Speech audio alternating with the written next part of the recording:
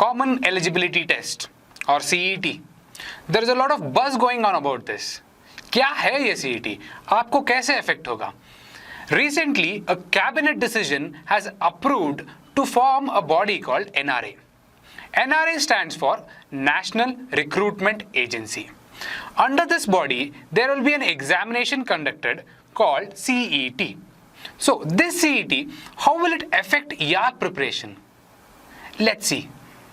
This common eligibility test, या हमारा common eligibility test किन लोगों के लिए है? ये किन पोस्ट के लिए है? ये है non gazetted post. Non gazetted post यानी ग्रुप बी और ग्रुप सी पोस्ट के लिए है. ये रिप्लेस करेगा प्रीलिम्स पार्ट को. किस पार्ट को? Which part will it B replacing? It will B replacing the prelims part of the IBPS exams, RRB that is railway recruitment board, और SSC एग्जाम्स के लिए. क्या सिर्फ ये इन एग्जाम्स के लिए ही लिमिटेड रहेगा? नहीं, सरकार का कहना है कि that it will B expanded in the phased manner, और एजेंसीज को इसके अंदर इंक्लूड किया जाएगा. प्रीलिम्स या फिर फर्स्ट लेवल के लिए ही होगा. जो भी CET जो कंडक्ट होगा अपना, वो प्रीलिम्स या फिर फर्स्ट लेवल के लिए ही होगा. What do you mean by that? उसका मतलब क्या है?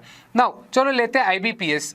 Now if you are writing IBPS examination, ठीक है, now in that you will write prelims. That prelims will be conducted by CET. What about mains and the interview? The body as such, मतलब IBPS और RRB और SSC dissolve नहीं किए जा रहे. ये गलत सही निकाल दीजिएगा. IBPS, RRB और SSC और इत्यादि जो भी बॉडीज इनमें ऐड की जाएंगी उनको डिसॉल्व नहीं किया जाएगा. उनका मेंस पार्ट और इंटरव्यू पार्ट IBPS ही कंडक्ट करेगा, या फिर RRB ही कंडक्ट करेगा, या फिर SSC ही कंडक्ट करेगा.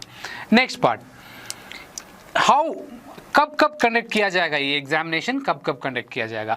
इस एग्जामिनेशन को साल में 2 बार कंडक्ट किया जाएगा, और ये अफर्म डाटा है. आप इसको प्रेस इंफॉर्मेशन ब्यूरो के वेबसाइट पे भी देख सकते हैं.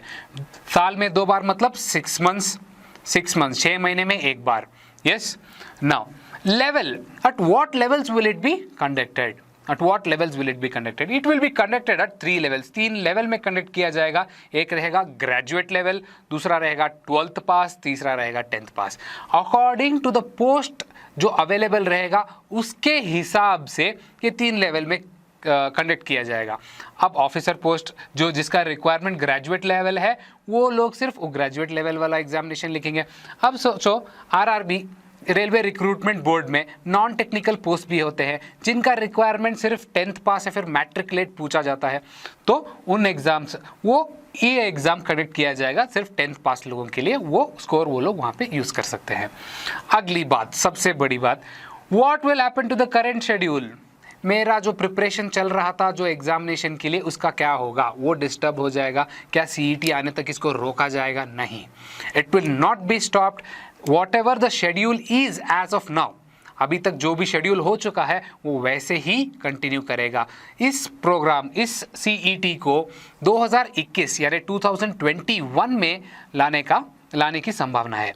नेक्स्ट थिंग, हमने देखा कि प्रीलिम्स और फर्स्ट लेवल को ये कंडक्ट करेगा. और आप स्कोर कार्ड का वैलिडिटी क्या रहेगा? जैसे ही आप एग्जाम लिखोगे आपको इमीडिएटली स्कोर कार्ड मिलेगा. जैसे ही आप सबमिट करोगे एग्जामिनेशन, आपका स्कोर आपको मिल जाएगा.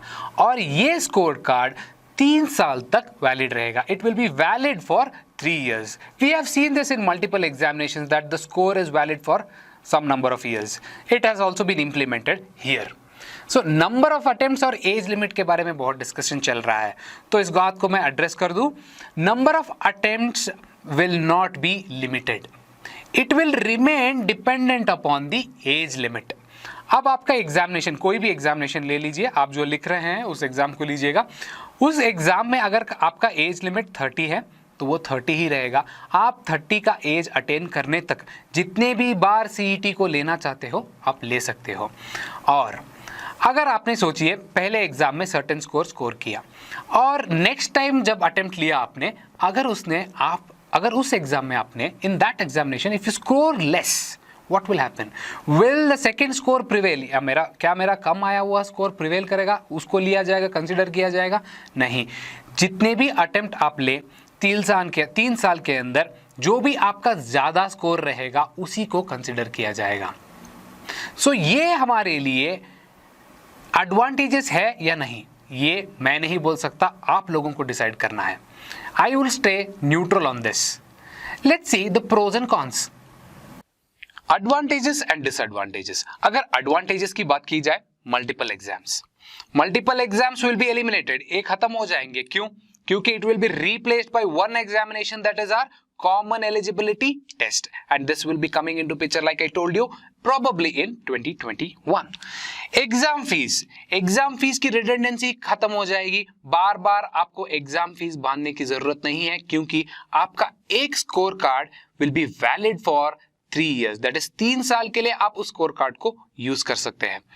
इजी एक्सेसिबिलिटी, ये मुझे सबसे अच्छा पॉइंट लगा, क्योंकि they are planning to put up 1000 centres and which specifically talking, अगर स्पेसिफिकली बात की जाए तो एक डिस्ट्रिक्ट में एक सेंटर का वादा किया गया है, और जहां पर भी जरूरत होगी वहां पे 2 सेंटर्स भी लाए जाएंगे। इससे क्या होगा, मेरे रूरल फ्रेंड्स जो एग्जाम लिखने के लिए ट्रैवल करके लॉजिंग करके वहां पे आते थे, उनके लिए बहुत मददगार साबित होगा, specially women and differently abled people, इनके लिए तो ज्यादा ही मददगार साबित हो सकता है।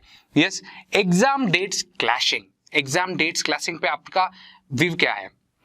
आपका प्रीलिम्स और मेंस, किसी दूसरे एग्जाम का मेंस अगर क्लैश होने लग गया तो आप क्या करेंगे? आपको डिसाइड करना पड़ जाता था कि मैं ये लिखूं या ये। Yes, now this will be avoided because of CET. Indefinite delays will be no more. Why? क्यों? क्योंकि हमें we'll be getting our results as soon as we submit our examinations. Yes, so indefinite delays will be avoided. Another thing to add here, एक और चीज add करना चाहता हूं, वो है standard pattern. The standard pattern, अब ये एडवांटेज है या डिसएडवांटेज है, we cannot decide on it as of now. अभी हम लोग इसके ऊपर टिप्पणी नहीं कर सकते। क्यों? क्योंकि हमें पता ही नहीं है कि स्टैंडर्ड पैटर्न या पैटर्न क्या आएगा। क्या हम जिस एग्जाम के लिए प्रिपेयर कर रहे हैं उससे हटकर कुछ बनाया जाएगा, तो वो हमारे लिए शायद डिसएडवांटेज प्रूव हो सकता है। या फिर आपको कुछ पता है जो आप यूज कर सकते हैं, अगर वो ऐड किया जाएगा तो आपके लिए एडवांटेज बन सकता है। So let's wait and watch for this. If you want more videos like this and you like the video you just watched, please do not forget to subscribe to our channel LOL Learn Online, and please drop your valuable comments in our comment section.